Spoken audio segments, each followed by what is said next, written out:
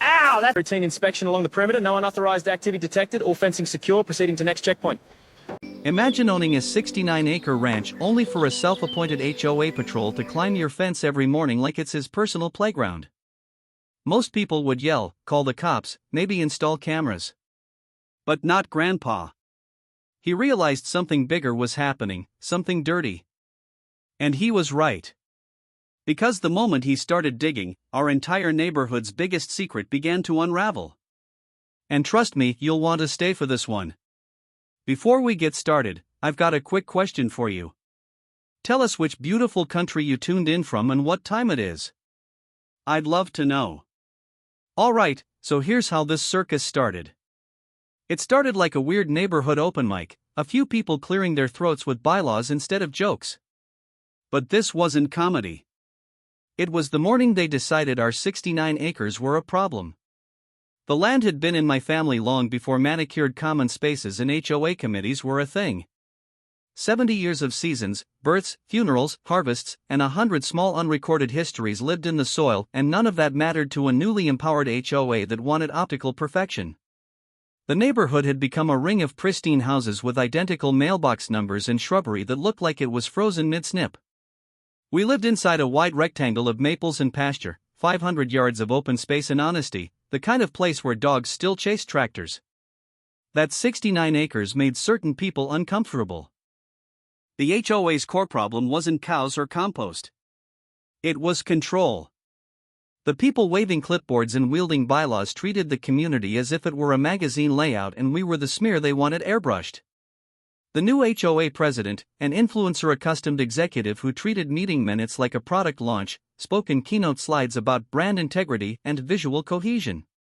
Volunteers calling themselves the Patrol wore tactical vests purchased online and acted like a private militia with an aesthetic agenda. They photographed chickens as if they were contraband and measured fence posts with calipers like they were detecting nuclear weapons.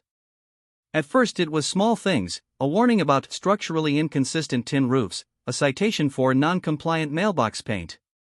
Then the notices got uglier, an attempt to chart away the back pasture as abandoned acreage and rezone it into a communal green that would be sold off for developer profit. That's where the 69-acre figure began floating around the meeting rooms like a talisman, and they never stopped repeating it. 69 acres of pasture, timber, creek runs, and more history than the HOA had fingers to count on. Suddenly, a spreadsheet translated our land into ROI, and people who never once farmed a morning in their life started speaking with that cold accent only money can buy. Grandma watched all of this like someone reading a bad novel, amused, irritated, and entirely unconvinced. She had a way of studying men in suits the way she studied weather, long enough to know which way the wind would blow. She believed the land was blood and debt-free because her parents had paid for every foot of it with labor and the occasional mortgage. That made her look dangerous to them. They assumed she was sentimental and therefore helpless. That assumption became their mistake. The first escalation came when 3 white vans showed up at dawn carrying 2 things the HOA loved: lawyers and a public relations team. They planned a polite ambush. They held a community review on a Monday evening and called it a fact-finding mission. They had maps, a petition with hundreds of signatures from homeowners convinced by a slick mailer, and a presentation that treated our property as a disposable variable. They discussed annexation like it was tax policy, not theft. That night, 2 things decided to change: the neighborhood's narrative and how they'd measure courage. Grandma didn't yell. She did something the HOA couldn't count on: she started collecting evidence. Old deeds, aerial photos, tax receipts, the notarized map her grandfather had kept in a cigar box. The 69 acres suddenly stopped being an idea and began becoming proof. When the patrol left thinking they'd rattled her, she set her jaw and said simply that she would watch them write their own ending. The camera lens behind an old birdhouse counted the patrol's shoes as they paced the fence line.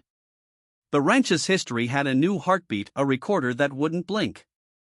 Grandma believed 2 things about bureaucracy: it loves paperwork, and it hates being recorded. She outfitted the perimeter not with guns or threats, but with the kind of documentation that turned rumor into legal evidence.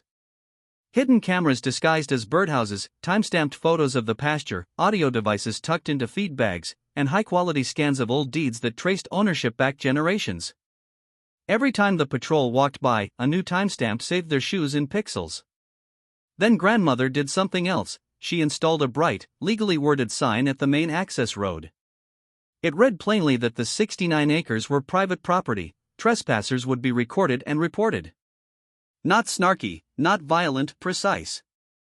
The wording was deliberate in a way HOA lawyers weren't taught to fight. She consulted county regulation pages with the same fervor others used to scroll headlines and followed permit rules to the letter. If the HOA wanted to argue legality, she wanted the argument to happen on record. The HOA responded with the kind of escalation that makes movies, a coordinated attempt to claim part of the land as community landscape under an obscure clause in their charter. Language can be weaponized. They found a wobbly clause and pointed to it like it was a knife. They claimed certain low-lying fields were unused and talked about reclamation and new trails that would benefit everyone. On the surface, it read like generosity. Up close, it read like a takeover plan. The patrol began circling nightly, carrying clipboards and flashlights and that strange righteousness only committees seem to manufacture. One night the patrol's lead volunteer climbed the fence and pried up an old post. The cameras picked him in full. The audio caught his muttered assessment. It became instant gold for Grandma's dossier, direct trespass recorded, lighting up the HOA's pattern of behavior. She uploaded the first montage to a private cloud and sent it to a few trusted contacts, investigative journalists, a retired fraud examiner she'd met in a town meeting, and a local YouTuber who specialized in small-town corruption stories. She knew where the power really lay: visibility. You could buy influence, you couldn't buy honesty in a public upload. The snags for the HOA piled up faster than their talking points. When they tried legal threats, Grandma had permit scans ready. When they hinted at mediation, she had notarized deeds. For every rhetorical blow they struck, she had a time-stamped footage ready to land. The retired fraud examiner showed up with a briefcase and a patience honed by decades prying loose money from corporate shadows. He hated cushy boardrooms, loved line items, and had a habit of making balance sheets talk like whistleblowers. The examiner's job was simple sounding and brutally effective: follow the money. He tracked transfers labeled vaguely as community projects, cross-referenced contractor invoices, and dug into special assessments that conveniently vanished into shell companies.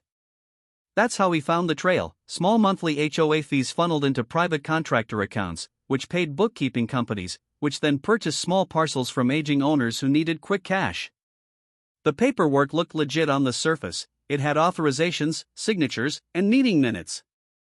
But the deeper you peered, the more the ink bled into one narrative: a pattern of quietly buying neighboring plots and incorporating them into the HOA's assets under suspicious pretenses. 70 or 80 small transactions usually don't make news. But when those transactions carve a path that circled straight into a 69-acre property line, they stop being quiet. The examiner produced spreadsheets stacking transfers, dates, and recipients. The numbers formed a map that didn't lie. Those purchases had a pattern: target older owners, offer money, close quietly, call it community use. The result was a slow, bureaucratic land grab masked as civic improvement. This is where the HOA's house of cards started to wobble. Some sellers were elderly and confused, convinced they were gifting land to children or the community. Others were persuaded by contractors wearing suits and delivering expedited checks. No one imagined their backyard would be a chess piece in a community consolidation plan. When Grandma and the examiner compiled the dossier and added webcam footage of the patrol's trespasses, they had something different. More than a narrative, they had a timeline. A legal timeline that could say with brutal clarity, this pattern is intentional, organized, and criminally negligent. The examiner made copies and distributed them to key players: a local investigative reporter with a taste for corruption, the county land registry, and a plaintiff attorney who specialized in property rights. The HOA's first public reaction was predictably petty: denial, then aggression, then a press release accusing Grandma of being obstructionist. But the dossier had a feature the HOA forgot to budget for: public credibility. People don't rally around committees that steal from elderly neighbors. They rally around someone who fights back with evidence and dignity. Grandma uploaded the documentary: 10 tightly edited minutes of camera footage, bank trails, scanned deeds, and voiceover narration that felt calm and nuclear at the same time. The title was blunt: 69 acres, the HOA land takeover documented. She posted it on a small local channel, pinged a few investigative reporters, and left town for a noon appointment, like the person who knows the dominoes are about to fall. Within 48 hours, the video traveled farther than the HOA's lawyers dreamed. The local news picked it up. A regional investigative account dug deeper. Reddit threads threaded through community forums, and a TikTok clip with the most damning montage hit millions of loops. The story blossomed because it had everything the internet eats: injustice, bureaucracy, elders getting scammed, and a woman who refused to be quiet. The HOA lashed out. They filed a cease and desist, claimed defamation, and mobilized their internal PR channels. Board members called neighbors with scripts designed to sow doubt. But the public had seen the deeds, the receipts, the timestamps, and the patrol's feet on private soil. You can litigate words, but you can't litigate government-stamped paper and time-coded video. Protests appeared at weekend farmers' markets. Neighbors who had been silent suddenly showed up with signs and stories about their own near misses. An elderly neighbor remembered how a parcel of his family's orchard had been offered cash for community improvement years earlier and how he'd signed away half his lot under pressure. The pattern of purchases the Examiner uncovered started connecting dots for dozens of households. And while the HOA tried to present legal rationales, the public's narrative hardened into something less technical and more moral. This wasn't a zoning dispute, it was a scheme, a slow, polite pillage of property cloaked in bylaws and PowerPoint slides. People don't like polite pillage. That's when things got theatrical. The HOA called their own emergency meeting and invited media not to reconcile, but to stage control. They brought in flashy attorneys and a spokeswoman with all the cool hostility of a late-night ad. It was a PR show designed to quiet the outrage. But it backfired. The live stream included footage of the patrol's volunteer leader bragging about keeping things tidy, and people saw his hands on our fence. Those hands had fingerprints on recorded timestamps. The show quickly became evidence. The HOA sued for injunction and claimed the uploads were harassing. Grandma responded not with vitriol but with a strategic paperwork avalanche: affidavits from neighbors, forensic bank reports, the Examiner's audit, and timestamps with geolocation metadata. She didn't play the emotional card alone. She let evidence do the talking. Federal investigators don't respond to viral videos, but they do respond to financial records that look like money laundering. Once the Examiner's spreadsheets reached certain state offices, formal inquiries followed. The county registrar reviewed transfers. The State Charity Commission reconsidered the HOA's nonprofit status. Suddenly, what had been a neighborhood sting escalated into an administrative operation with subpoenas and sworn testimony. There was also an ugly, desperate retaliation: anonymous letters to elderly sellers accusing them of fraud if they reversed deeds, threatening lawsuits that existed only on paper. Old checks turned up with forged endorsements, and a contractor's invoice was revealed as a shell company laundering hub. The more the HOA attacked, the more evidence teeth showed in the counterattack. The patrol's leader tried to salvage dignity by staging a town hall apology on social media. He wore a suit and said a lot of words that people had heard before. But the cameras recorded everything, including the times he'd snuck on private property. Apology videos don't erase a timestamp. As official subpoenas landed and phone lines went quiet for some board members, the neighborhood reoriented. People who had once feared the HOA's petty wrath started talking in a different register, not about aesthetic uniformity but about theft prevention, elderly protection, and the ethics of community governance. The 69 acres had become a rallying symbol. Under oath, things collapse quick. Numbers that once looked like creative accounting turn into confessions when the pressure's on. Depositions produced shaky memories, and shaky memories produce contradictions.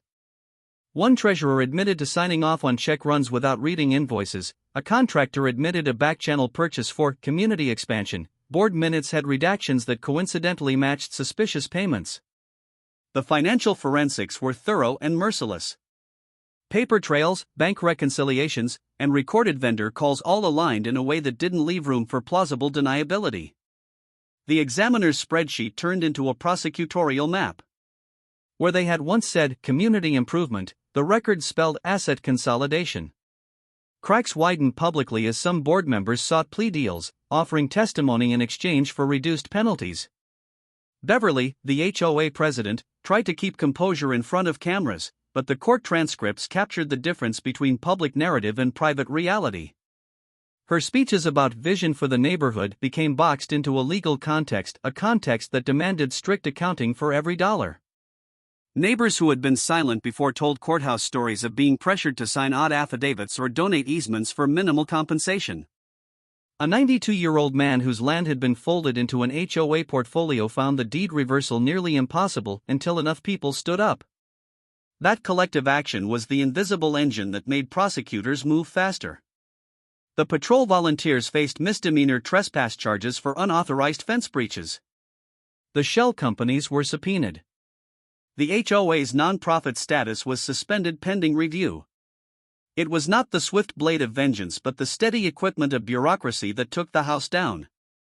The court hearings were long, dull to the uninformed, and catastrophic to the guilty. Rulings stacked, restitution orders, property reversions, fines large enough to make hell breath count as an expense.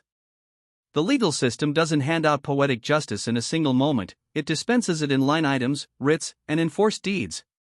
Eventually, however, the outcome was clear. The 69 acres were reaffirmed as private property, misappropriated parcels were returned where legally possible, and financial penalties were assigned to those who had profited from the scheme. Beverly and a few board members faced permanent bans from running nonprofit boards in the county. Contractors and shell company operators faced criminal investigations, and several volunteers pleaded guilty to trespass and falsified reports. The HOA not only lost its leadership but its legal shield, the nonprofit shell that had hidden acquisitions was pierced and dissolved. Publicly, the neighborhood shifted tone. Where there had been fearful compliance, there was now wary solidarity. The once quiet porches that had watched the patrol with silent nods now quietly exchanged phone numbers and neighborly counsel. People who had once valued matching shutters now valued their elders' rights. The 69 acres weren't just returned land, they had become a public lesson about how power can be abused in the name of community. Grandma accepted a modest restitution and refused a spotlight interview. The cameras followed anyway, but the real victory was quieter, public registers updated, escrow accounts audited, and a renewed awareness across the county that bylaws are not an excuse for theft. After the legal dust settled, the ranch felt different. Not because fences looked newer or numbers balanced, but because the community had a new memory.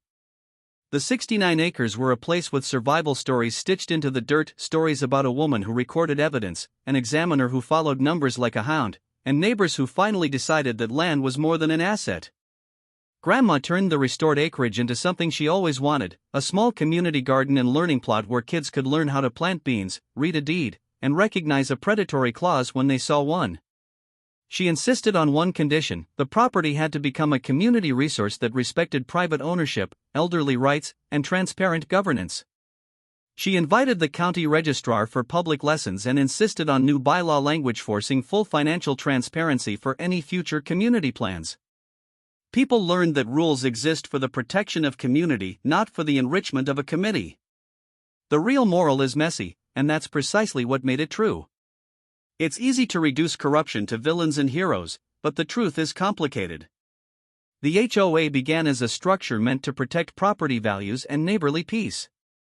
Over time, if left unchecked and unexamined, those structures can mutate into instruments of control. When governance becomes secretive, people with money and motive will find ways to turn shared power into private profit. The final lesson Grandma offered wasn't a battle cry or a sermon. It was a plain, practical instruction: keep records, timestamp everything, help your neighbors, and never confuse someone's civility for weakness. Paperwork, once boring and bureaucratic, became heroic in our case. A county recorder's seal mattered as much as a protest sign. On the morning after the final hearing, Grandpa, who had tended to logistics and coffee, walked the fence line with a clipboard and a smile. The sun carved gold across the 69 acres, and the chickens scattered like confetti. Children planted the first row in the community plot. The camera mounted on the old birdhouse blinked its tiny LED like an unblinking eye that had watched history be corrected. The closing note was small: the land remained ours, the people learned how to defend it, and the idea of a community changed ever so slightly toward accountability. If there was one last punchline to stick in the neighborhood's teeth, it was this: the HOA had tried to standardize yards, but they forgot to standardize courage. Courage, unlike shutter color, is stubborn.